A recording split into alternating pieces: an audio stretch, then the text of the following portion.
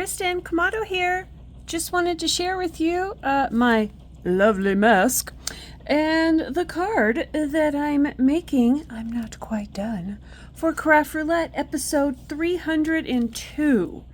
Well, I tell you, I was super excited to get started that I just couldn't wait any longer and didn't push record and just started making. And so there you go. A2 size card, corner rounded everything, black card base, silver matte, and the main panel is your typical matte of 4 by 5 1/4. Now, I'm going through. I have a stamp that does the background, which I will show you here in just a sec. So I did not swish that on, but I did use light colored inks, light lilac being one of them. Ah, Team Purple, I know. But light lilac, light orchard, light cranberry, and light carnation, all by Gina K Designs. The sentiment and the stamp there, card on a card. So that fits the project parameter for episode 302. Unicorn Farm colors. Oh, fantabulous. And let's see, there was light or lights. I used my inks as my light inspiration there. And I forgot about label. Ugly. What in the heck do I do? So, I was so excited to make this card, I completely forgot about the parameter of label. Well, you know, I just didn't want to randomly put something on there, albeit I could have. But I wanted to try to be artsy and creative and see what I can do. So, this is me seeing what I can do. Got my little stamp press here. Let's go with some black ink rather than green. I did pull out light spruce to use since that was also in my light collection of these Gina K inks. She has light, medium, dark of all the shades that I used.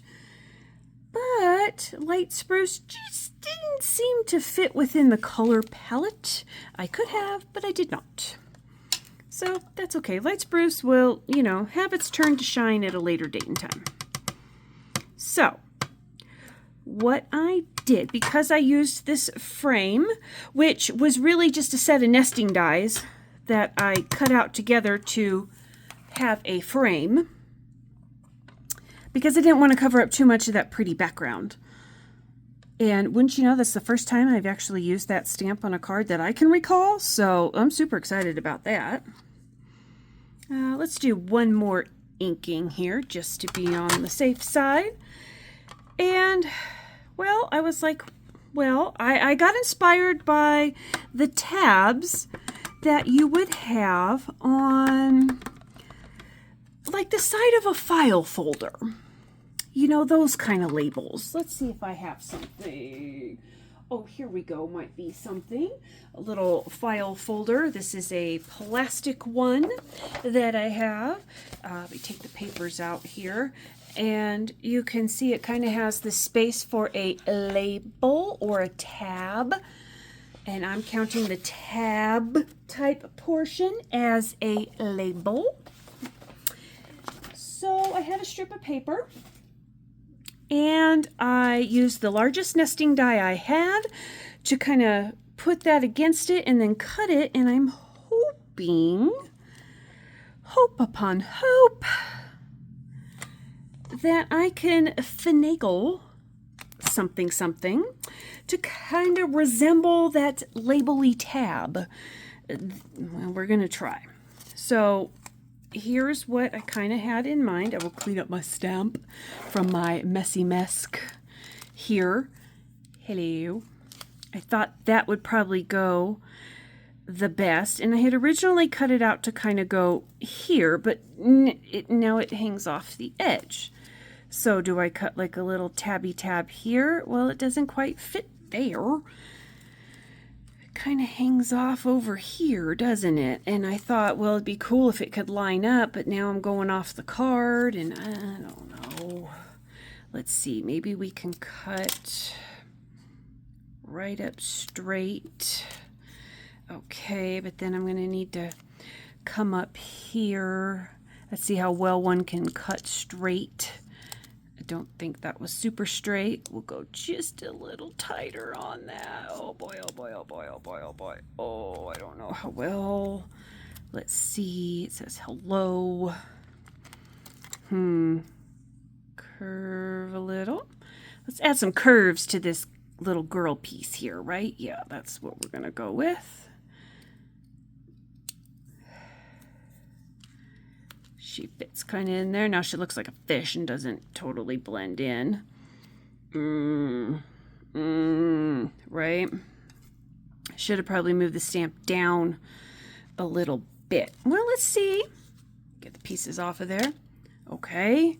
Maybe we just do a quick little hello right at the top. Okay, that's an option. Now on the inside, I was cleaning off my stamp. And this was kind of the cleanup where I spritzed with some water and then stamped it on some paper. So that's what I did. And just use that as a cleanup side. And because it's the light version, I was able to stamp the sentiment on the inside. So it kind of brings something from the outside to the inside. I may just square this up and... Okay, yep, that's what we're going to do. Thank you for coming by and watching me, you know, tackle this weird challenge because I forgot a parameter and I don't want Deputy Heidi to come after me. Or anybody else in the Craft Roulette crew. I mean, I can't forget a parameter at this point. This will be my entry of 151 cards. Well, no, we cannot forget to do a parameter at this point. Not that I'd call myself a Craft Roulette pro, mind you, but you know what I mean?